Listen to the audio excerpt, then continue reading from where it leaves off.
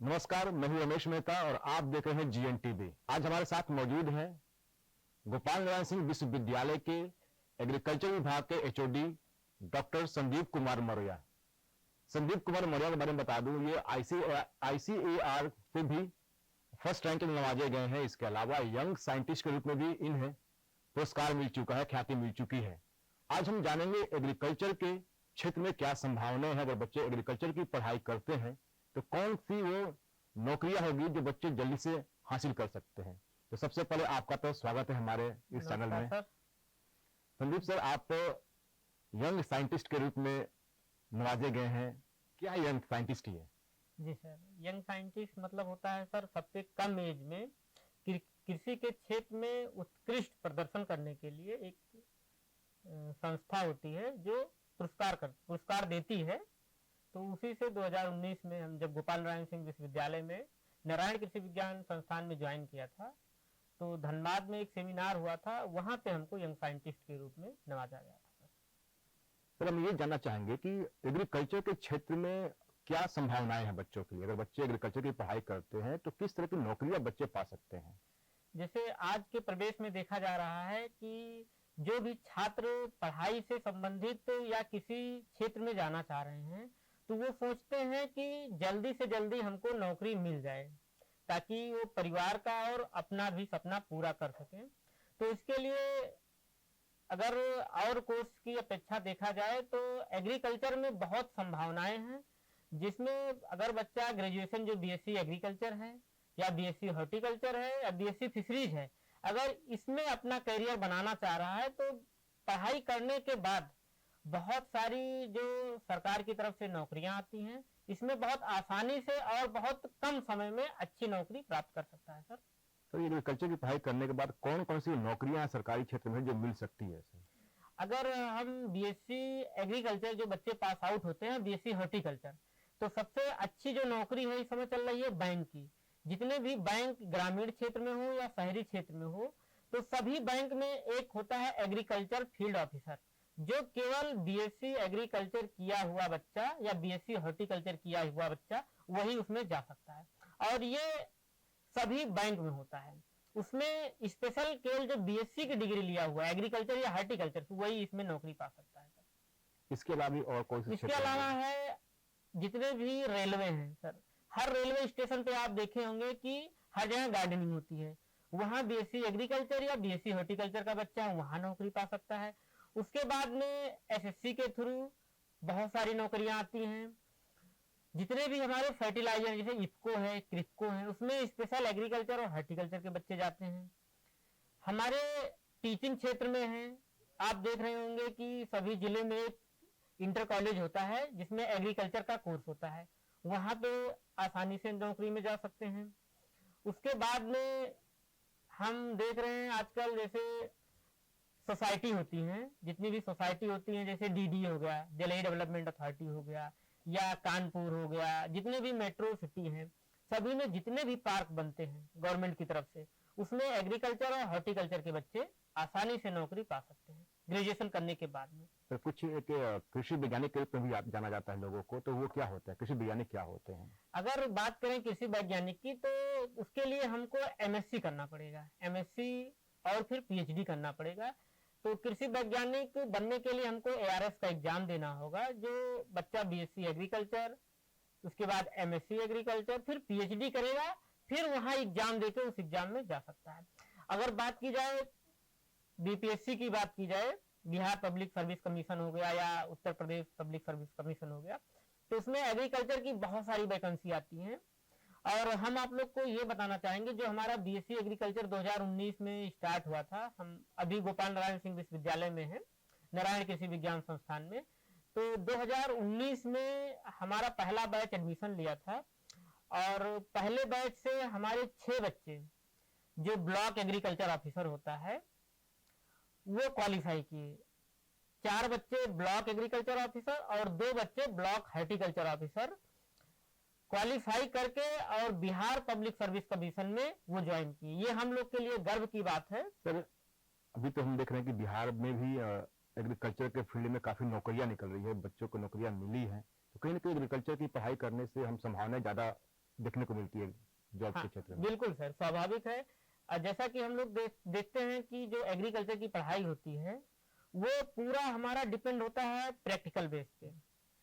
और ज्यादातर गांव के बच्चे आते हैं, किसान के बच्चे आते हैं, तो शुरू से ही वो अपने घर पे खेती के बारे में देखते हैं, सुनते हैं।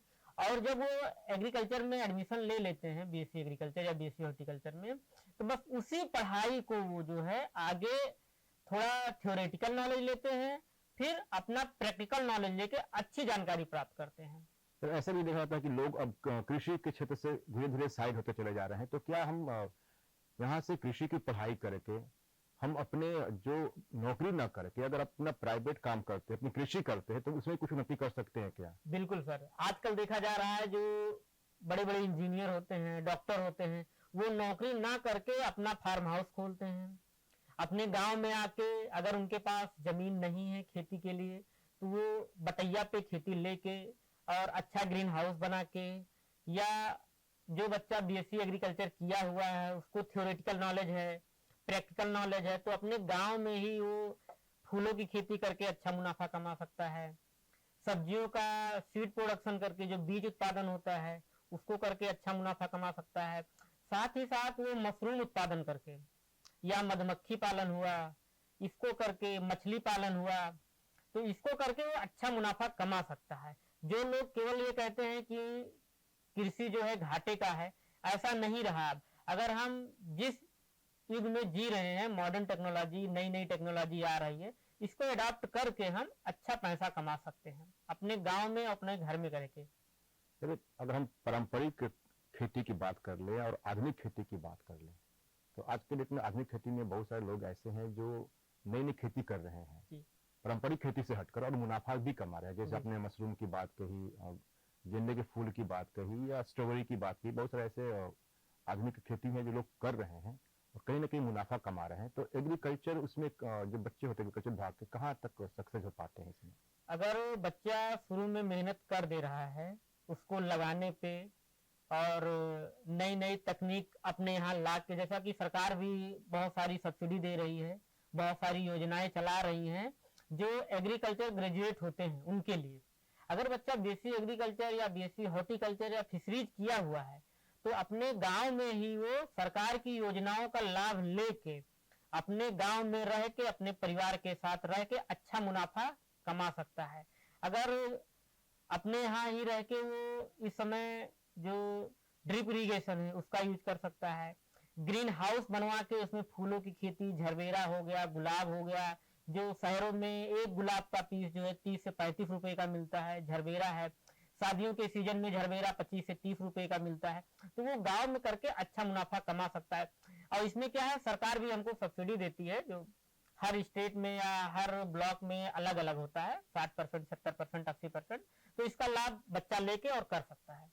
अगर वो एग्रीकल्चर पढ़ा हुआ है, कृषि बीएससी एजी किया हुआ है, तो उसको स्पेशल ट्रीटमेंट गवर्नमेंट देती है लोन देने के लिए। ऐसा ही होता है क्या? जैसे हम लोग डिपेंड करते हैं, जो कृषि डिपेंड करता है वो मिट्टी पर डिपेंड करता है, कौन सी मिट्टी कैसी है, तो उसके अनुसार भी बच्चों को पढ़ाया जाता है कि किस मिट्टी पे कौन सी हम खेती करेंगे तो ज्यादा मुनाफा होता है। बिल्कुल सर, बिल्कुल सर। जैसे हम देखते हैं कि अगर हमारा जो गांव है या क्षेत्र है किसी नदी के किनारे है, तो वो वहाँ की मिट्टी बहुत उपजाऊ होती है।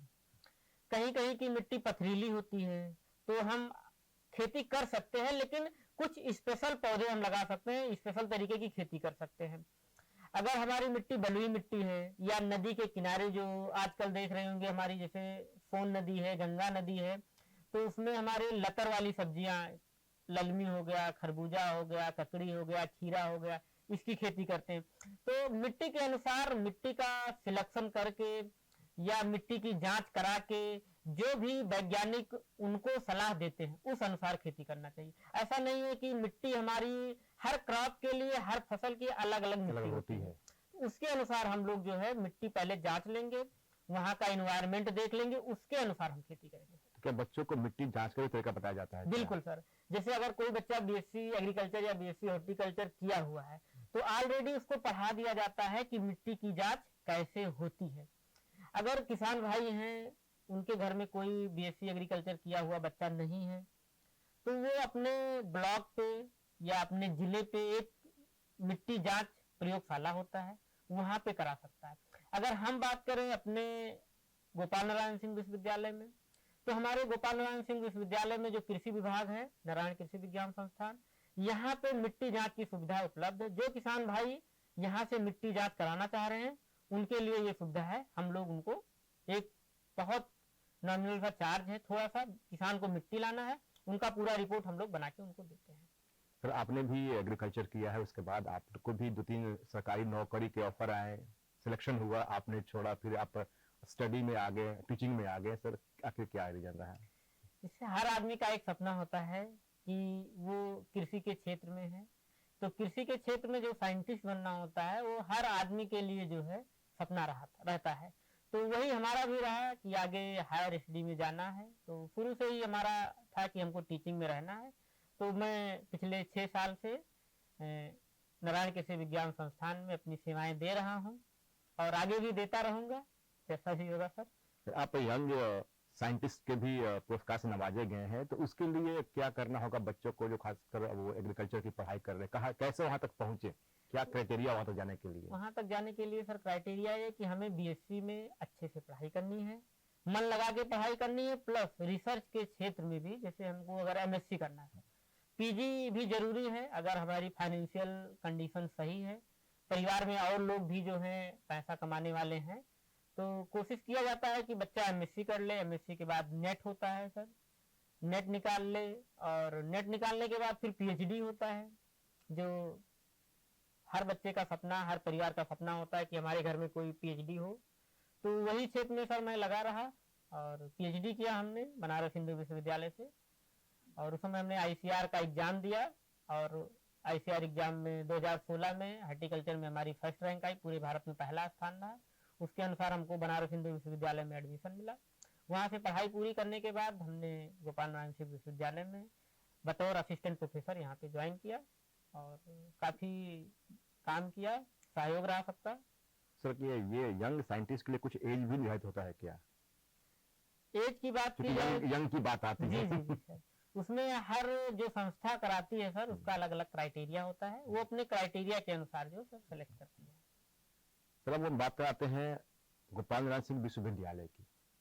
यहाँ पर भी कृषि की पढ़ाई होती है, एग्रीकल्चर की पढ़ाई होती है। सर ये क्या इसका कोर्सेज है, क्या सिलेबस है इसका? बच्चे एडमिशन लेना चाहेंगे उसके लिए क्या क्राइटेरिया इसके लिए? से जैसे कि गोपाल नारायण सिंह विश्वविद्यालय में जो नारायण कृषि विज्ञान संस्थान है, इसमें अंडर ग्रेजुएट की जो है 3 कोर्सेज चल रहे हैं, जिसमें हमारा पहला है बीएससी एग्रीकल्चर, दूसरा बीएससी हॉर्टिकल्चर और तीसरा है बीएससी फिशरीज साइंस। और इसके लिए क्राइटेरिया है कि जो बच्चे एडमिशन लेना चाह रहे हैं उनमें वो जो इंटर है वो पास आउट होना चाहिए। उसके लिए उनका सब्जेक्ट हो या मैथ हो, बायोलॉजी हो या एग्रीकल्चर हो, इंटर में ये तीनों कोर्स के लिए सेम क्राइटेरिया है। उसके साथ ही 50% नंबर उनके इंटर में होने चाहिए। अगर एज की बात की जाए तो मिनिमम हमारे पास 16 साल से 24 साल के बीच में बच्चा आके एडमिशन ले सकता है। सर कहीं ना कहीं एग्रीकल्चर की बात करें, किसी और वोकेशनल कोर्स की पढ़ाई कर ले तो वहाँ पर प्रैक्टिकल काफी मायने रखता है जी।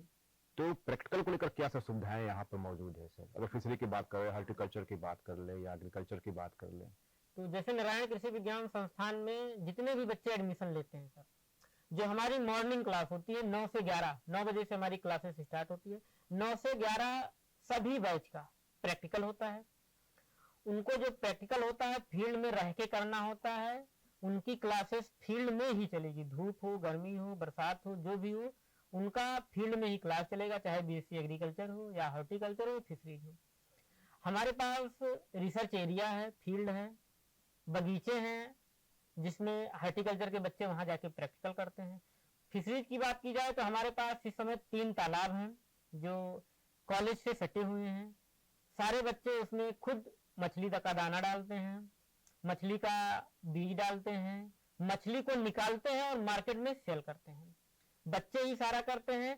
तो इनको पढ़ाई जब 4 साल करते हैं, पढ़ाई के साथ साथ इनको प्रैक्टिकल नॉलेज अपने आप आ जाता है। तो जब ये बाहर 4 साल के बाद नौकरी में जाएंगे या अपना खुद का बिजनेस करेंगे तो इनको किसी चीज का डर नहीं रहेगा कि हम मार्केट में जा रहे हैं, या किसी चीज का शर्म नहीं रहेगा। हमारे यहाँ जैसे बच्चा 4th में पहुंचता है जब 4थे साल, तो ELP होता है, बच्चे जो है खुद करते हैं, खुद सीखते हैं, खुद उसकी मार्केटिंग करते हैं, खुद वो ले जाके बाहर बेचते हैं।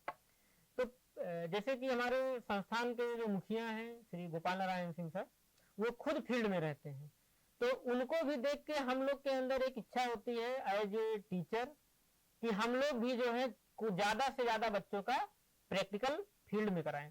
जो सब्जेक्ट में प्रैक्टिकल फील्ड का नहीं होता हम लोग लैब में कराते हैं। हमारे पास सारे सब्जेक्ट के अलग अलग लैब हैं, सारे सब्जेक्ट के अलग अलग टीचर हैं।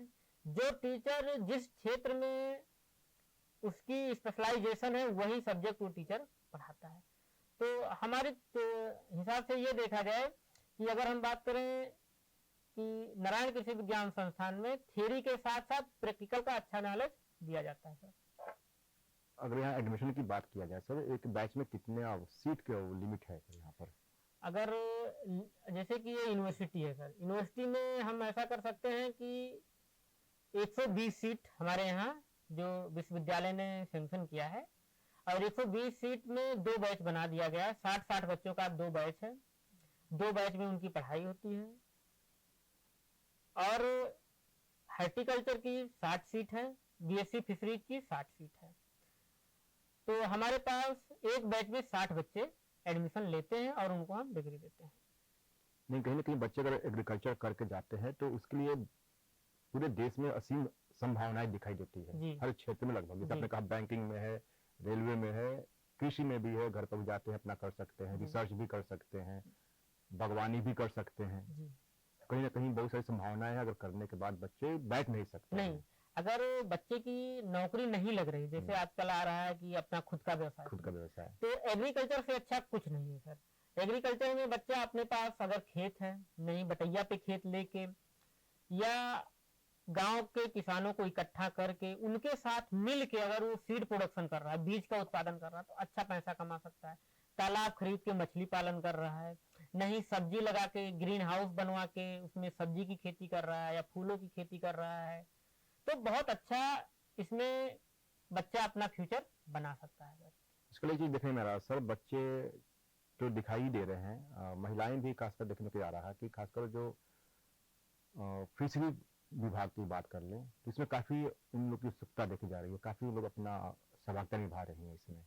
अगर हम फिशरीज की बात करें मछली पालन के लिए, तो इसके लिए जो हमारी गांव की महिलाएं हैं उनके लिए सबसे अच्छा, उनको घर से बाहर कहीं जाना नहीं है, अपने गांव के आसपास ही उनका तालाब रहेगा, उसमें बस उसकी देख रेख करना है, पानी डालना है, दाना डालना है। तो गांव की महिलाओं के लिए सबसे अच्छा व्यवसाय है। सरकार भी काफी सुविधाएं दे रही है, काफी सुविधाएं दे रही है, काफी सरकार सुविधाएं दे रही है, तालाब खुदवाने में सब्सिडी दे रही है, गवर्नमेंट कुछ पैसे अनुदान के रूप में दे रही है। तो सबसे अच्छा व्यवसाय ये हमारे गांव की महिलाओं के लिए जो है एक अच्छा इनकम का स्रोत है मछली पालन। तो अभी आपने देखा कि एग्रीकल्चर में कितनी संभावनाएं हैं। हमारे साथ डॉक्टर संदीप कुमार मौर्य जी, उन्होंने बताया कि अगर हम लोग एग्रीकल्चर की पढ़ाई करते हैं तो इसके लिए असीम संभावनाएं हैं, हर क्षेत्र में है, रेलवे में है, बैंकिंग में है, कृषि विभाग में है, बहुत सारी संभावनाएं हैं। तो अगर हम लोग कहीं से भी करते हैं, अगर ढंग से पढ़ाई करते हैं तो हम लोग कहीं ना कहीं आसानी से नौकरी पा सकते हैं, क्योंकि सबकी यही सोच होती है कि पढ़ाई करके नौकरी जल्दी से जल्दी पा लें। तो ये एक ऐसा विषय है, ऐसा सब्जेक्ट है जिसकी पढ़ाई पूरी करने के बाद हम लोग आसानी से नौकरी पा सकते हैं।